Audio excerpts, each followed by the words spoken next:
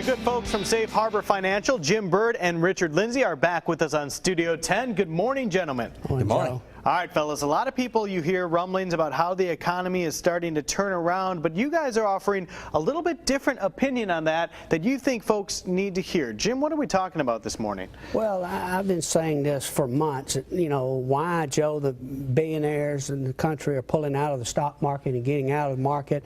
Why does Ben Bernanke have 80% of his money in annuities, different things like that. And today I want to offer a little bit of insight as to why. Okay, so let's break it down. Well, let's talk about Japan's 8-day market plunge. It kind of offered a glimpse into how that can affect the economy and the markets over there that was going on. And so, you know, it's fallen about 20% in just 2 weeks. Time, just because of the, you know, some governmental reporting, that misrepresentation that's going on. So what I want to tell you is about a couple of things that's happening in our economy that is kind of misleading people. Number one is that many people the minimum capital gains rate is 15% currently, but after October that goes up, and Richard is a CPA here, can verify it goes up to they're going to add 15 plus a 3.8% surcharge, and it rises to 23.8%.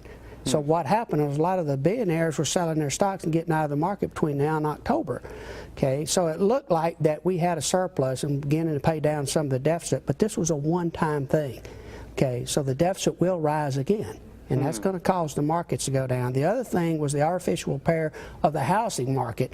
We realized additional revenues that came up from that, but it allowed Fannie Mae and Freddie Mac to pay back some of their loans and that. But that was a temporary fix.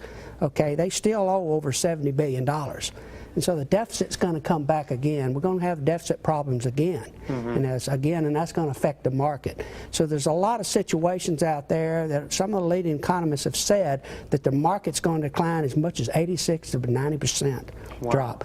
So deficit problems, and then you also hear about the national debt all the time. Can you talk to us a little bit about the national debt? Joe, the national debt is somewhere close to $17 trillion now. That number doesn't mean much to anybody. Let's think about it like this.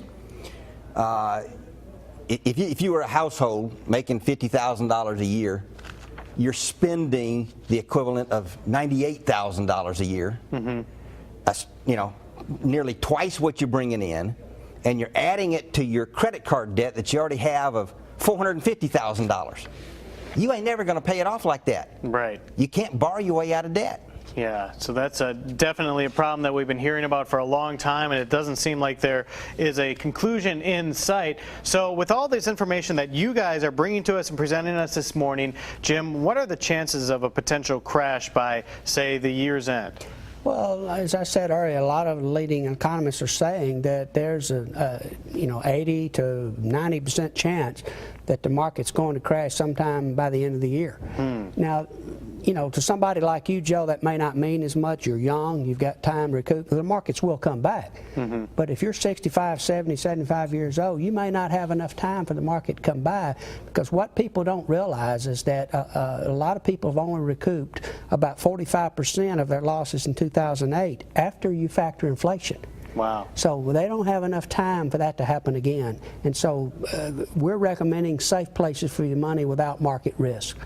All right, and we've talked about some of those in the past. If you'd like to talk with the folks from Safe Harbor Financial further about that, feel free to contact them. So in case all these things do come to fruition, you have a plan in place. Now, one other thing we wanted to talk about, guys, is you have an event tonight that you wanted to tell us about before we go here. What are we talking about? Well, Richard and I are very fortunate. We've both written books, and they've both been bestsellers. Now, mine just hit the bestseller list. Mine's called Victory, and his is Breaking the Tax Code. Breaking the Tax Code, and we're going to be at the Grand Hotel on July 18th from 4 to 6 p.m. Tonight from 4 to 6 p.m. you can go check these guys out at the Grand Hotel. Victory and Breaking the Tax Code. And again, all that important information we talked about earlier. Guys, thank you so much for stopping by today. Thank you, Jeff. All right.